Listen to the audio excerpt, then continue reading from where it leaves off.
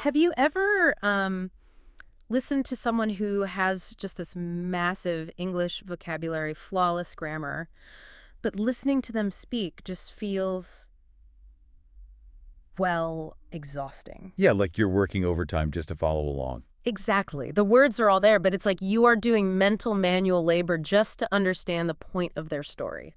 It is the absolute definition of a communicative bottleneck. I mean, it's a really common plateau. Great. People assume that improving a language is entirely about, hoarding treasure. Yeah. Like you just need more vocabulary, more complex verb tenses, just more raw materials. Yeah, they build up this massive mental dictionary. Exactly.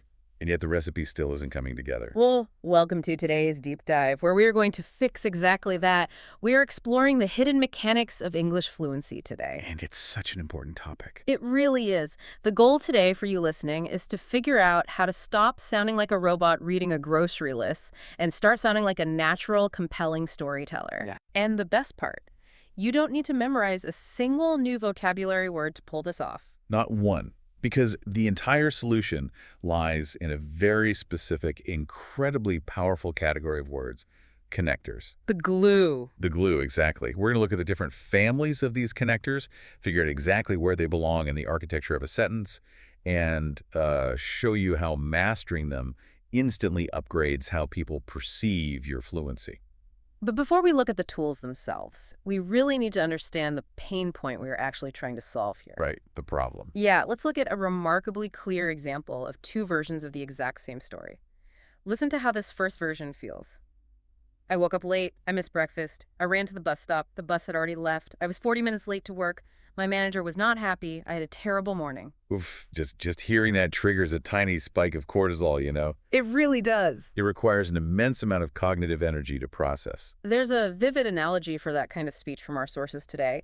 It feels like being hit repeatedly with a small hammer. Oh, totally. Every single sentence is an isolated fact. Stop, start, stop, start.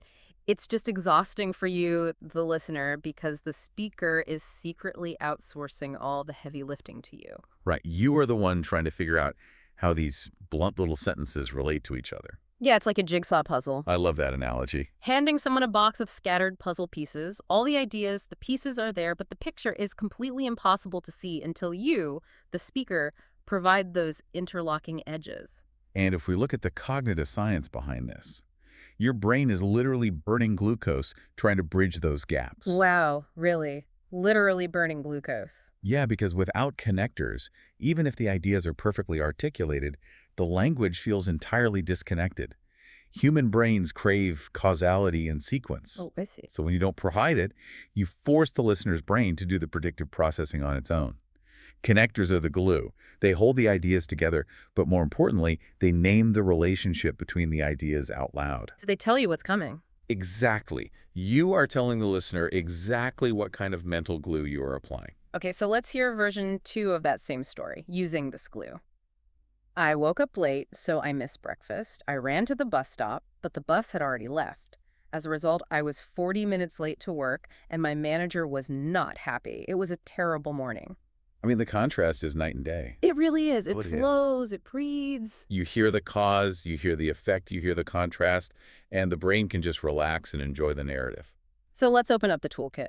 Linguists generally group these connectors into a few distinct categories based on what they actually do. Let's start with the most basic function we use every day, adding information. Right. It seems simple, but our default choices might actually be holding us back here. When you are adding information, you are signaling to the listener, I have more to say, and it's going in the exact same trajectory as what I just said. Keep following me. And the undisputed king here is obviously the word and. Everyone knows and. I use it constantly. Right. But wait, isn't and perfectly fine? Why do we need to complicate things?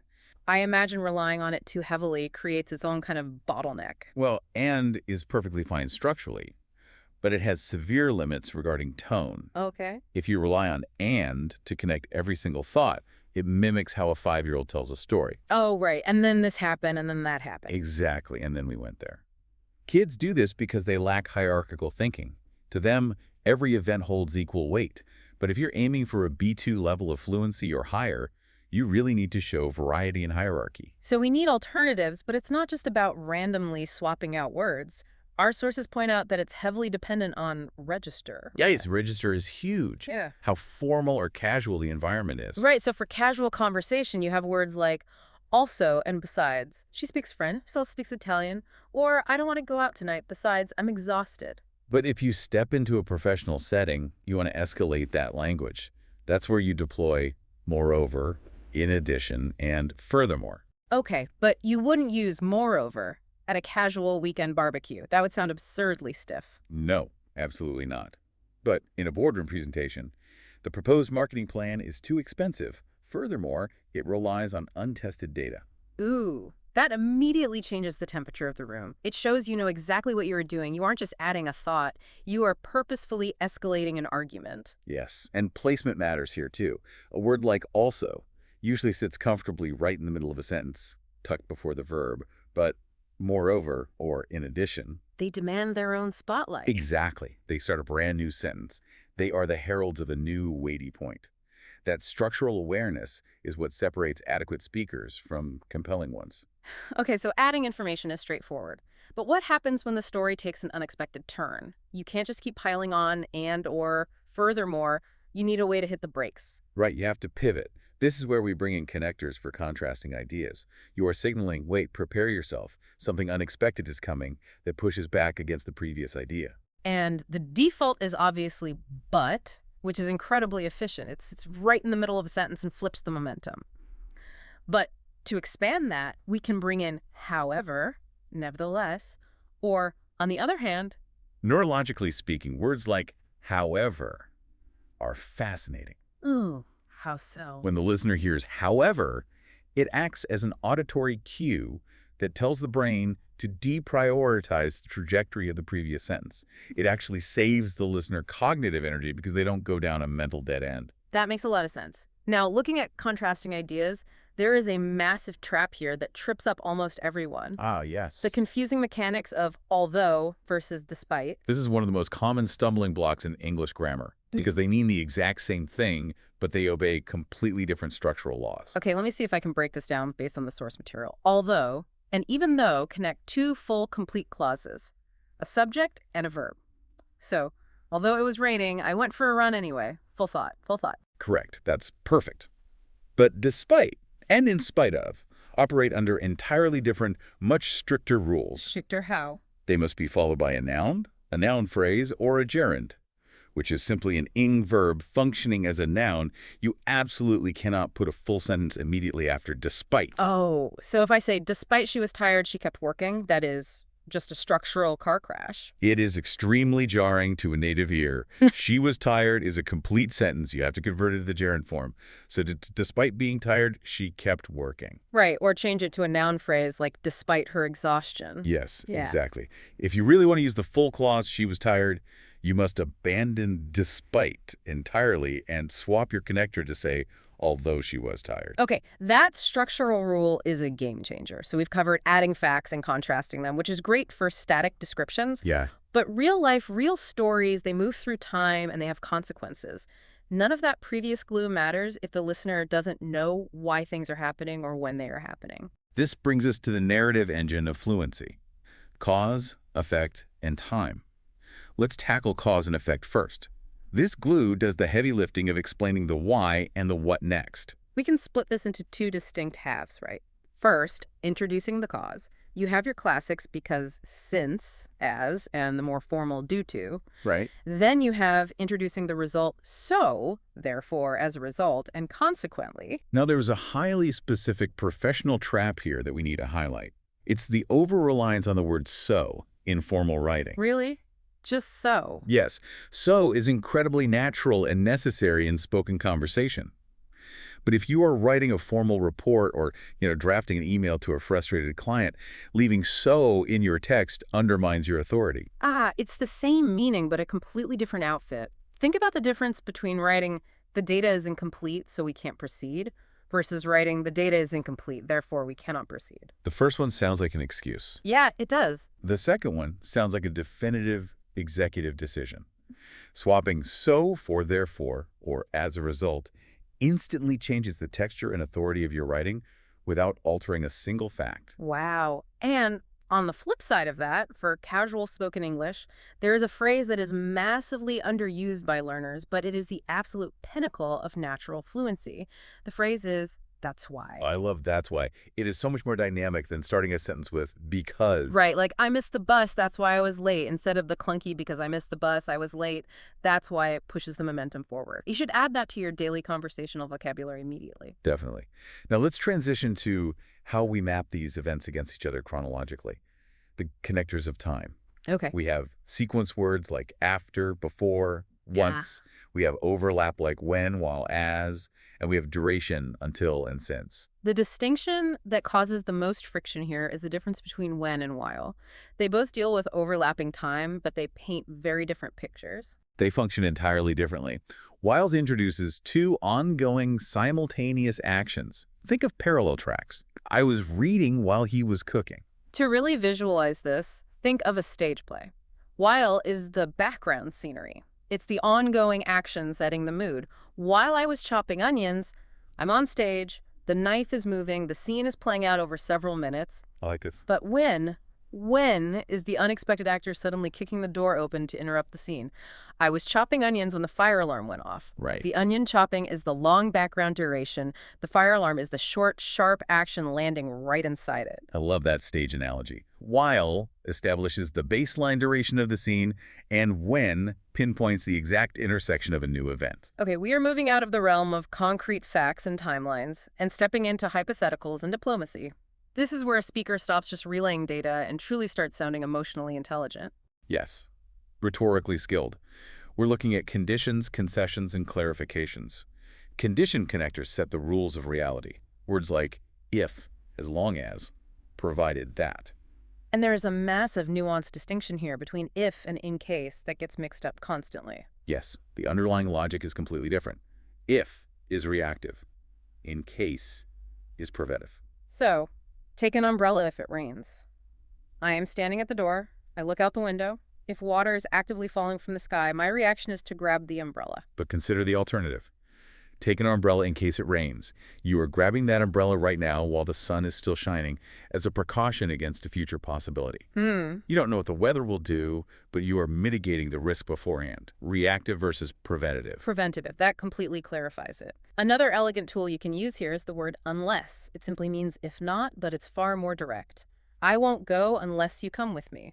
And the golden rule for unless is to use the present simple tense after it, even when talking about the future. Unless you study tonight, you will not pass tomorrow. Makes sense.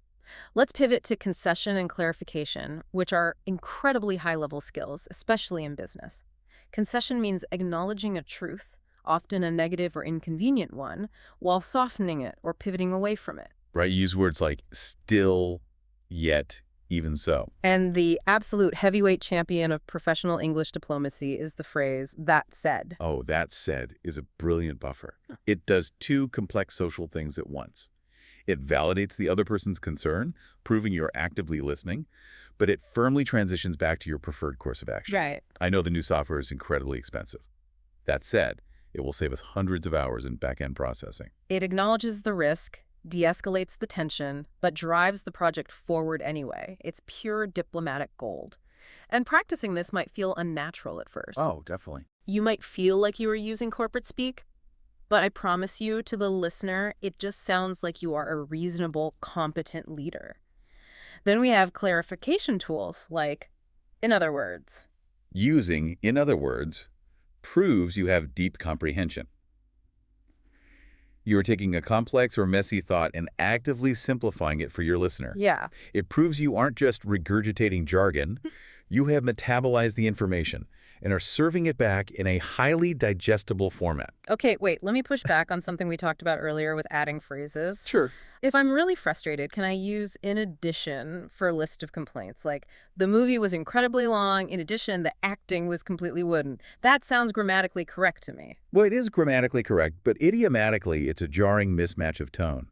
In addition is strictly coded for neutral or positive professional additions. Oh, I see. It inherently elevates the tone.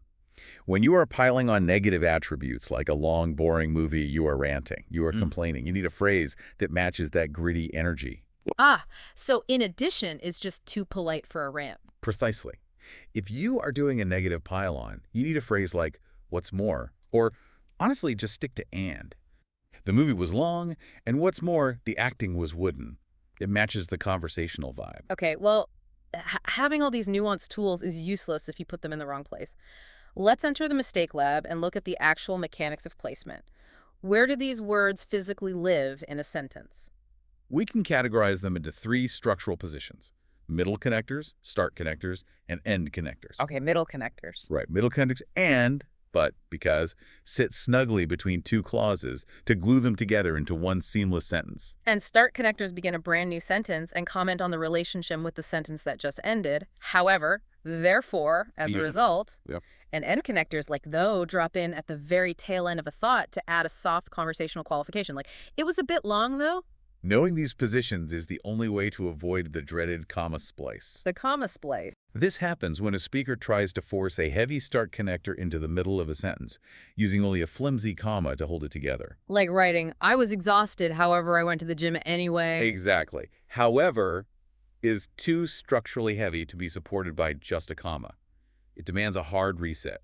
You need a full stop or a semicolon before it. I was exhausted. Full stop. However, I went to the gym anyway. Another messy, very common mistake is the fragment, starting an isolated, floating sentence with because. Like, I was late because the bus was slow. Because is a middle connector. Its entire evolutionary purpose is to act as a bridge between two clauses in one clean sentence. I was late because the bus was slow. And what about the confusion between during and while? It follows a similar logic to the despite rule we discussed earlier. During takes a noun. During the meeting, while takes a full active sentence. While we were meeting, you absolutely cannot say during we were meeting. Okay, let's put all this into practice. The source material has an incredible example of a professional email handling a negative delay, completely structured by these connectors. I want us to workshop this in real time to see how the tone is managed. Let's do it. Here is the email. The project has been delayed due to technical issues. Okay, due to introduces a formal objective cause, removing personal blame. Right. Then it says, as a result, the delivery date will move to Friday. As a result, delivers the bad news, the consequence, with definitive authority rather than using a flimsy so. Yeah, that's strong. Next, despite the delay, the quality of the work has not been affected. It pivots. Despite the delay, uses contrast to reassure the client about quality. In addition, we have taken steps to prevent similar issues in future. In addition, smoothly adds a neutral professional fact about preventative measures. And finally, that said, I apologize for any inconvenience this has caused. That said, validates the client's frustration and delivers the apology, closing the issue with grace. That email is a masterpiece of client management. It takes a situation that could easily sound panicky and defensive and turns it into a structured, highly professional, yet remarkably human message. Driven entirely by 5 pieces of glue. So what does this all mean for you, the learner? The core takeaway from today's deep dive is incredibly empowering. Real fluency isn't about hoarding obscure vocabulary words or mastering the perfect accent. No, not at all. It is entirely about connecting the words you already possess so that it sounds like you are actively thinking, analyzing, and guiding your listener rather than just listing isolated facts. You are upgrading the structural foundation of your language rather than just buying more decorative furniture for the house. Exactly. So here is your call to action. I challenge you to pick just 2 connectors from today that you know you underuse. Maybe it's deploying that said to soften a disagreement in your next meeting, or finally swapping out so for as a result in an email. Just 2. Drop them into your communication this week. You will feel an immediate difference in the weight, completeness, and authority of your sentences. You know, this raises an incredibly important question, something that lingers just beneath the surface of all this structural talk. Oh, what's that? Well, we've spent this entire time exploring how connectors do the heavy lifting for the listener. They make your ideas clearer and more palatable to others. Right, it's about external communication. But if it is true that language inherently shapes our internal thought, and if using these connectors forces you to explicitly define the relationships between your ideas, cause, effect, condition, contrast, Yeah. how might mastering these glue words actually change the clarity and logic of your own internal thinking? Oh, wow. I mean, if you're continually forced to choose between because and despite, you have to actively map out the causality of your own beliefs before you even open your mouth. You can't just feel a vague emotion. You have to logically structure it. That is a fascinating thought to leave on. You aren't just organizing the puzzle pieces to make a pretty picture for someone else to look at. You are finally seeing the full logical picture yourself. No more hitting your listeners or your own brain with a small hammer. Thank you for taking this deep dive with us today.